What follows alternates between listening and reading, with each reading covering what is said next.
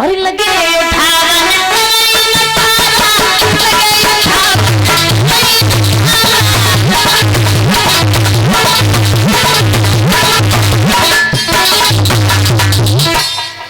भूप सहस 10 एकई 12 और लगे 58 टरई न टारा। यानी प्रमाण ये मिला है कि 10,000 राजा उठे और उठ के धनुष के पास में पहुंचे।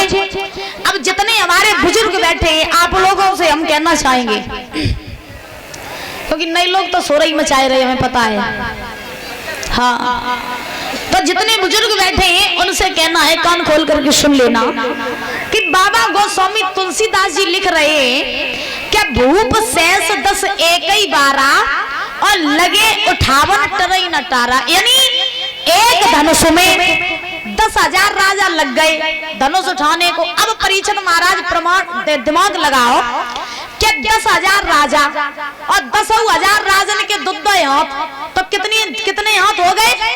20,000।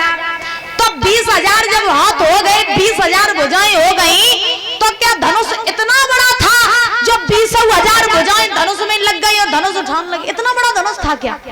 ऐसा नहीं है। फिर देखिए इस चौपाई में बहुत बड़ा रहस्य छिपा है। इस चौपाई में एक रहस्य छुपा है। कौन सा? कि बाबा गोस्वामी तुलसीदास जी खुले शब्दों में कह रहे हैं कि भूप सहस 10 एकई 12 और लगे 58 टरई न टारा। यानी एक समय की बात, ये धनुष जो था, इस धनुष को महाराज 10,000 राजाओं ने नहीं उठाया था।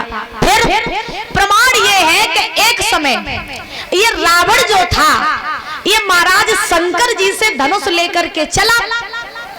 तो रावण शंकर जी से जब धनुष लेकर के चलने लगा तो शंकर जी ने रावण से कहा कि हे रावण, तुम ये धनुष लेकर के हमारा जा रहे हो, लेकिन तुम इसे ले खूब जाओ, लेकिन जिस स्थान पर तुम ये धनुष रख दोगे ये धनुष फिर हिलेगा तक नहीं, बिल्कुल भी तुम उठा नहीं पाओगे।